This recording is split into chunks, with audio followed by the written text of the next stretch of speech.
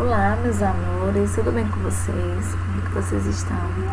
Espero que todos estejam bem, tá? Em isolamento, que é o mais importante, né? Hoje, nos dias em que vivemos de pandemia, nessa atualidade em que o nosso estado está passando a cada vez mais, são maiores o crescimento da contaminação por esse vírus, a gente tem que estar isolados, né? Meus amores, hoje nós vamos retratar sobre conteúdos de gênero textuais. Mas antes de retratar qual é o conteúdo, como é que vai ser, eu quero falar para vocês que eu ainda estou aguardando. Algumas pessoas ainda não me enviaram as atividades referentes da semana, tá? Então, os textos argumentativos sobre a origem dos festejos juninos, as atividades, entre outras coisas, tá? Eu estou aguardando a presença de vocês.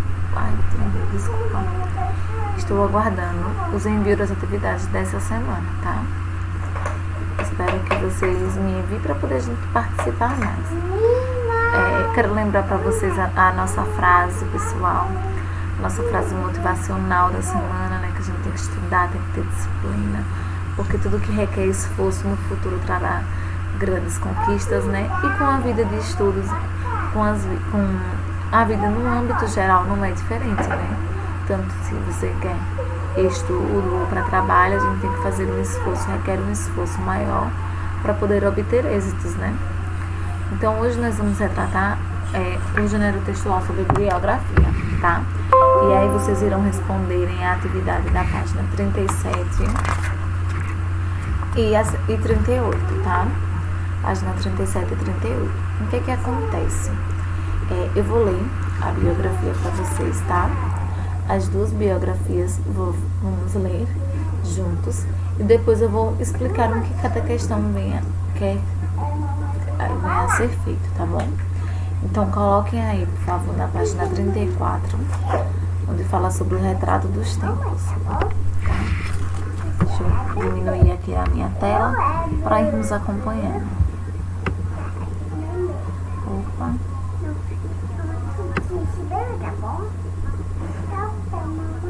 Diminui bastante, né? Senão quase não me enxerga. Deixa eu subir aqui.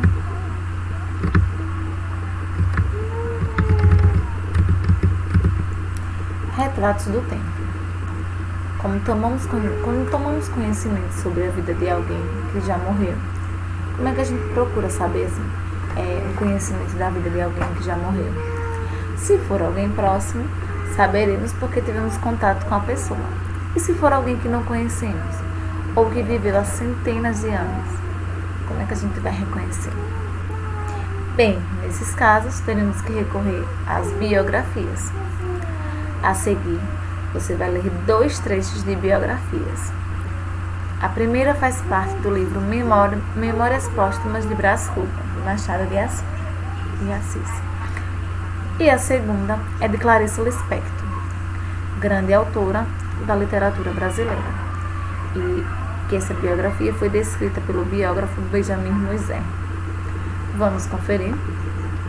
Capítulo 7, O Delírio. Esse livro, gente, é maravilhoso. Que me conste, ainda alguém relatou o seu próprio delírio. Faço eu. E a ciência mo agradecerá. Se o leitor não é dado à contemplação destes fenômenos mentais, pode saltar o capítulo. Vá direto à narração. Mas, por menos curioso que seja, sempre lhe digo que é interessante saber o que se passou na minha cabeça durante uns 20 a 30 minutos. Primeiramente, tomei a figura de um barbeiro chinês, bojudo, destro, escanhoado, um mandarim, que me pagava ao trabalho com beliscões e confeitos, caprichos de mandarim. Logo depois, senti-me transformado na Suma Teológica de São Tomás, impressa num volume e encadernada em marroquino, com os feixes de prata e estampas. ideia esta que me deu ao corpo a mais completa imobilidade. E ainda agora me lembra que, sendo as minhas mãos os feixes do livro, e cruzando-as, eu sobre o ventre, alguém as descruzava. Vigília de certo, porque a atitude lhe dava a imagem de um defunto. Ultimamente, restituído à forma humana, vi chegar um hipopótamo, que me arrebatou. Deixei-me ir, calado, não sei se por medo ou confiança, mas, em dentro em pouco, a carreira de tal modo se tornou vertiginosa, que me atrevi a interrogá-lo. E com alguma arte lhe disse que a viagem me parecia sem destino. Engana-se, replicou o animal. Nós vamos à origem dos séculos. Insinuei que deveria ser muitíssimo longe, mas o hipopótamo não me deu ouvidos. Não me entendeu ou não me ouviu, se é que não fingiu uma dessas coisas. E, perguntando-lhe, visto que ele falava, se era descendente do cavalo de Aquiles ou da asna de Balaão, retorquiu-me com um gesto peculiar, a extras dos quadrúpedes. Abanou as orelhas. Pela minha parte, fechei os olhos e deixei-me ir à aventura. Já agora não se me dá de confessar que sentia umas tais ou quais cócegas de curiosidade para saber onde ficava a origem dos séculos. Se não era tão misteriosa como a origem do Nilo, e sobretudo, se valia alguma coisa mais ou menos do que a consumação dos mesmos séculos. Reflexões de cérebro enfermo. Como eu ia de olhos fechados, não via o caminho. Lembro-me só que a sensação de frio aumentava com a jornada, e que chegou a ocasião em que me pareceu entrar numa região de gelos eternos. Com efeito, abri os olhos e vi que o meu animal galopava numa planície branca de neve, e vários animais grandes e de neves. Tudo neve. Chegava a gelar-nos um sol de neve. Tentei falar, mas apenas pude grunhir esta pergunta ansiosa. Onde estamos? Já passamos o Éden? Bem, paremos na tenda de Abraão. Mas, se nós caminhamos para trás, reagrudiu, montejando a minha cavalgadura. Fiquei vexado e artudido. A jornada entrou e pareceu-me enfadonha e extravagante. O frio incômodo, a condução violenta e o resultado impalpável. E depois, cogitações do enfermo. Dado que chegássemos ao fim indicado, não era possível que os séculos irritados com eles lhes devassassem a origem, me esmagassem entre as unhas, que deveriam ser seculares como eles. Vamos voltar para a próxima página.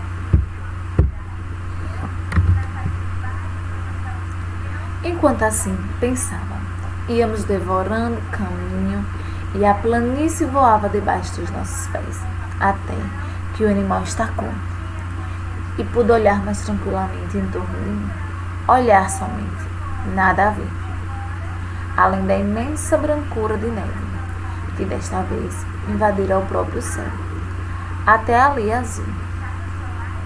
Talvez a espaços me aparecia uma ou outra planta enorme, brutesca, meneando ao vento as suas largas folhas. O silêncio daquela região era igual ao do sepulcro, dissera-se que a vida das coisas ficará estúpida diante do homem. Caiu do ar? Destacou-se da terra? Não sei. Sei que um vulto imenso, uma figura de uma mulher me apareceu. Então, fitando-me uns olhos rutilantes como o sol, tudo nessa figura tinha a vastidão das formas selváticas, e tudo escapava à compreensão do olhar humano, porque os contornos perdiam-se no ambiente, e o que parecia expresso era muito diáfano. Estupefato, não disse nada. Não cheguei sequer a soltar um grito, mas, ao cabo de algum tempo, que foi breve, perguntei quem era e como se chamava. Curiosidade de delírio. Chama-me Natureza ou Pandora. Sou tua mãe e tua inimiga. Ao ouvir estas palavras, recuei um pouco, tomado de susto. A figura soltou uma gargalhada que produziu em torno de nós um efeito de um tufão. As plantas torceram-se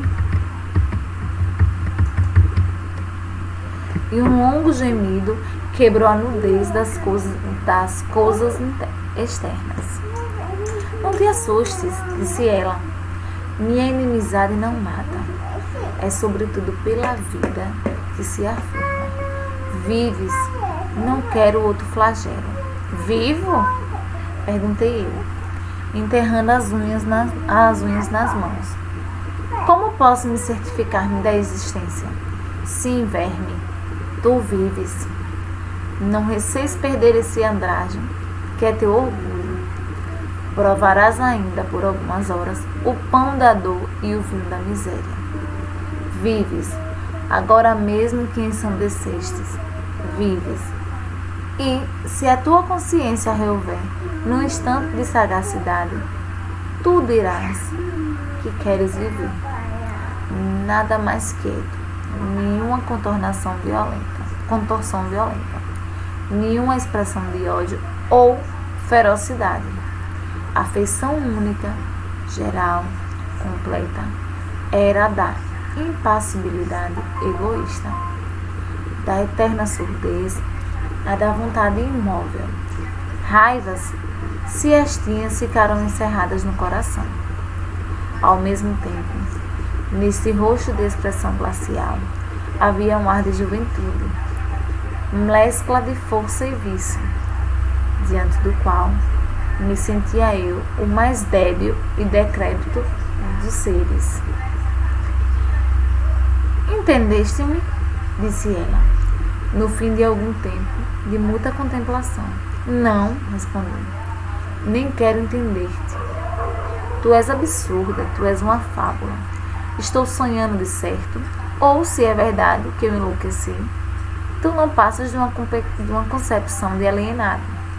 Isto é, uma coisa vã, que a razão ausente não pode reger nem palpar. Natureza, tu?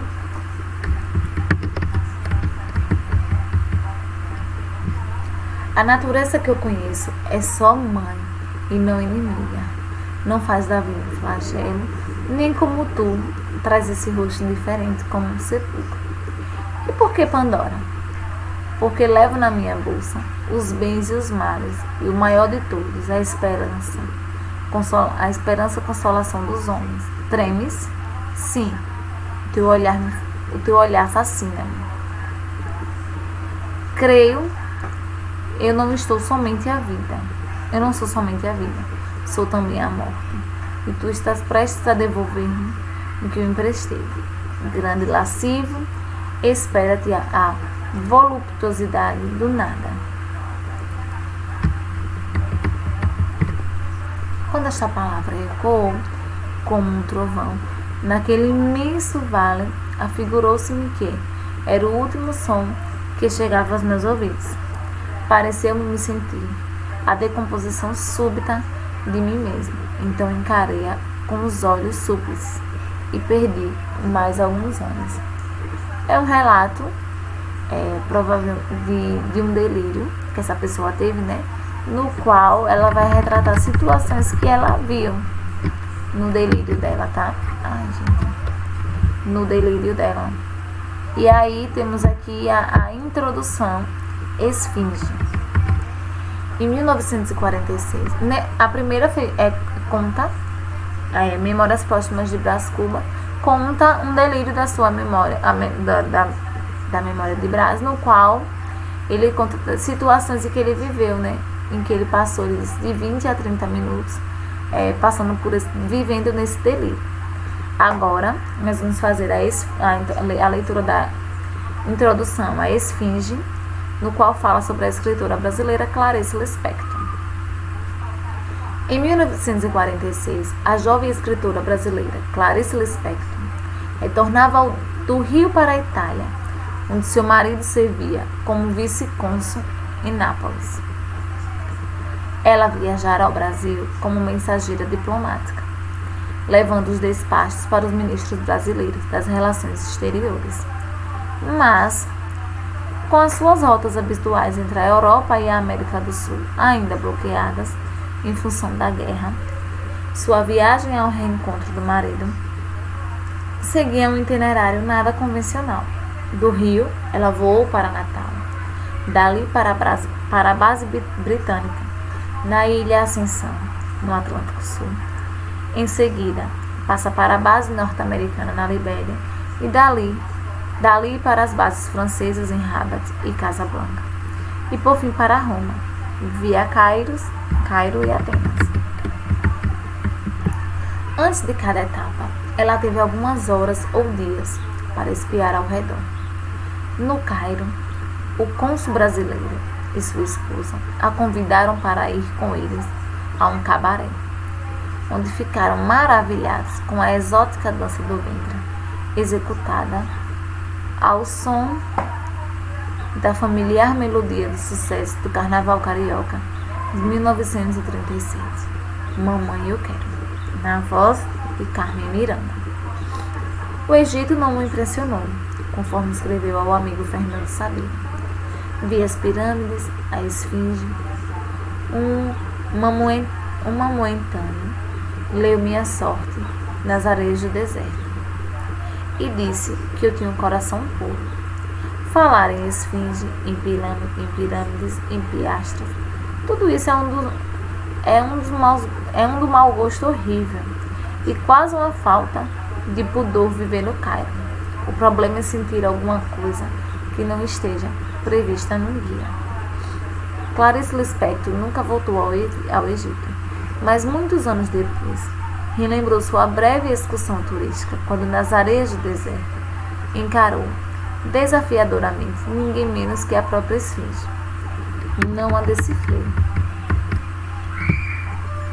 decifrei, escreveu a orgulhosa bela Clarice. Mas ela também não me decifrou. Quando morreu em 1977, Clarice Lispector era uma das figuras míticas do Brasil. A esfinge do Rio de Janeiro. Uma mulher que fascinava os brasileiros praticamente desde a adolescência. Ao vê-la, levei um choque, disse o poeta Ferreira Goulart, relembrando o primeiro encontro entre os dois. Seus olhos amendoados e verdes, as maçãs do rosto salientes, ela parecia uma loba fascinante. Imaginei que se voltasse a vê-la, iria me apaixonar por ela. Há homens que nem em 10 anos me esqueceram, admitiu Clarice. Ao poeta americano que ameaçou suicidar-se porque eu não correspondia. O tradutor, Gregory Rabassa, recorda ter ficado pasmo ao encontrar aquela pessoa rara que era parecida com Marlene Dietrich e que escrevia como Virginia Woolf. Vejam só, a primeira biografia, ele retrata um delírio que teve durante alguns minutos de sua vida. Já nessa biografia de Clarice, o que é retratado? É retratado momentos da viagem dela entre Brasil e Itália. E aí retrata as situações que ela viveu no Egito e em questão à esfinge e coisa e tal. Então, foi outra pessoa, foi Benjamin Moser, que publicou a biografia de Clarice Lispector. Então, ele publicou uma parte da história de Clarice Lispector, tá bom? Então, aí, você acabou de ler 2 biografias. O primeiro texto faz parte de uma narração contada pelo próprio personagem, que é Brás Cubas, personagem fictício do autor Machado de Assis, que encontra-se no livro Memórias Póstumas de Brás Cubas. Embora seja ficcional, é um romance, né? Esse livro é uma biografia de um homem que passou a vida sem fazer nada. O segundo texto é parte de uma biografia real. O primeiro texto é uma biografia ficcional. O segundo texto é uma biografia real, como já mencionado por Clarice. Podemos dizer que é a primeira biografia que retrata fatos da vida de um personagem, enquanto a segunda é fatos de uma biografia real. A primeira retrata fatos da biografia de um personagem fictício, já a segunda retrata fatos de uma biografia real, que é a história de Clarice Lispector, tá?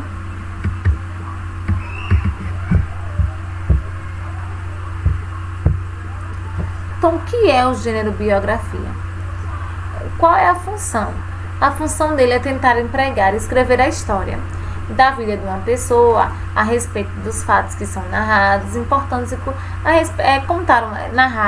escrever uma história da vida de uma pessoa importante, no qual ele vai retratar fatos importantes, fatos curiosos